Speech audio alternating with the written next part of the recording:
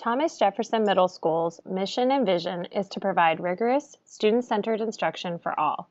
The purpose of Living the Vision was to increase practice of student-centered strategies. Using a coaching model, resource teachers and teachers collaborated to create a plan of action to make this vision a reality. The best thing about Living the Vision is that it gives us true benchmarks for what a student-centered classroom really looks like. It's not just how many students are engaged. It's not, is there a lesson objective posted?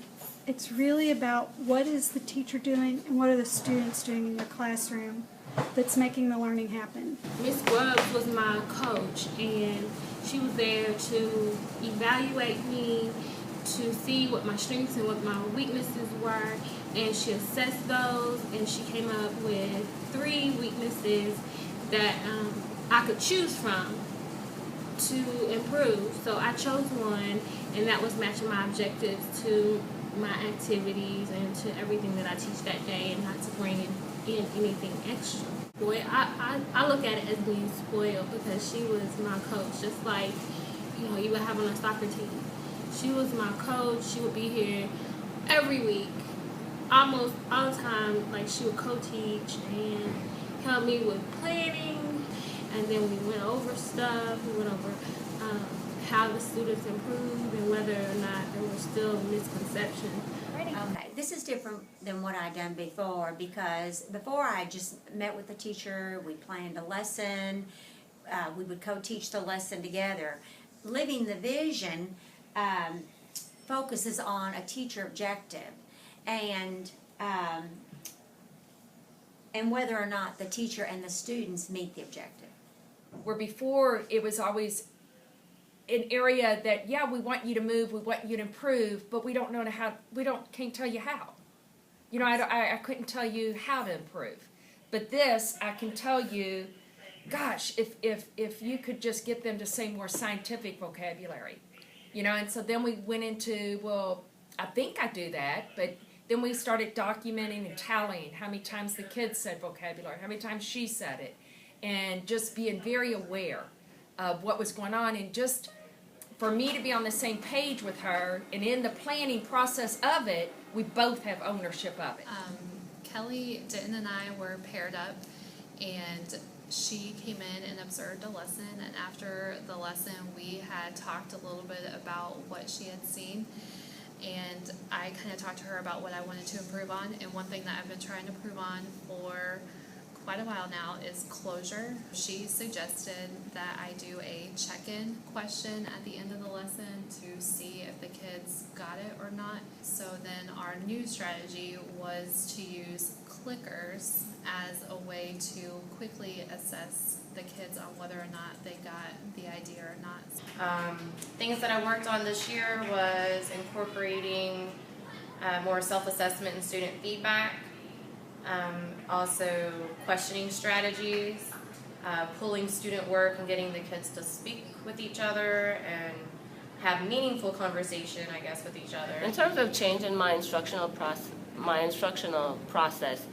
what I did with the standards, I'm a control freak, so I wanted to be always in charge of my classroom. And going through the speaking and listening standards, I really gave my students the opportunity to be in control of their own learning. Initially, it was hard for me, but over time, I saw where they were able to talk and discuss and more accountable talk instead of just talking to each other. So it helped me as a classroom teacher to just let go some more and let my students be in charge of their own learning. We were working in science on using science content vocabulary, and instead of just using our everyday vocabulary. So we came up with a graphic organizer that the students, it's posted in the classroom, and they talk about their the everyday word and then the scientific word. And so whenever they're tempted to use the everyday vocabulary or everyday word, they then refer to that graphic organizer and replace that word with their scientific word. And it's really helped having the students use their scientific vocabulary in their answers. Because a lot of times we've felt that they know the answer, but by putting, you know, those 2 or 3 vocabulary words, it just makes it so much more rich in their content and in their explanation.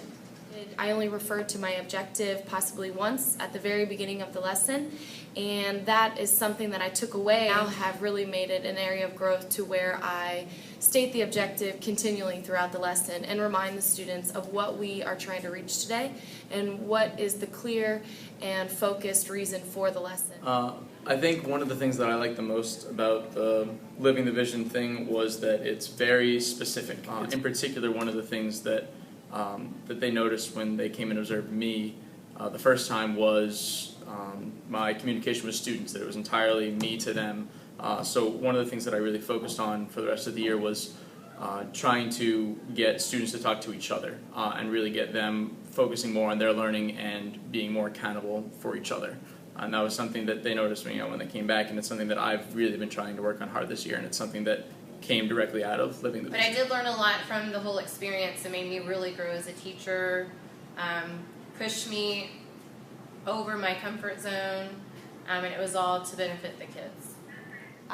It really helped me grow as a teacher because I was able to work on something that I knew I struggled with, and then I really saw how it affected the students, and that they were actually using it more than I thought they would. And then, you know, as time went on, I did see, like, on the vision plan how, you know, I went from one category to another, and what that one strategy that I incorporated into my teaching, and how just that one strategy moved me from one section to another. I felt like the process actually made me a better teacher. In a resource role, I was seeing myself as a technology person, and through this process, I've been able to build myself as an educator for the staff, and so I feel like I was able to give more than just technology to the teachers. This has been so eye-opening for me to have this tool that I've never had a tool like this before, and I've been so happy to work with teachers using it and looking at what areas are we accomplished or developing and where can we grow. How do I make this more about my students learning other than are my students simply completing the task? What's really happening in my classroom?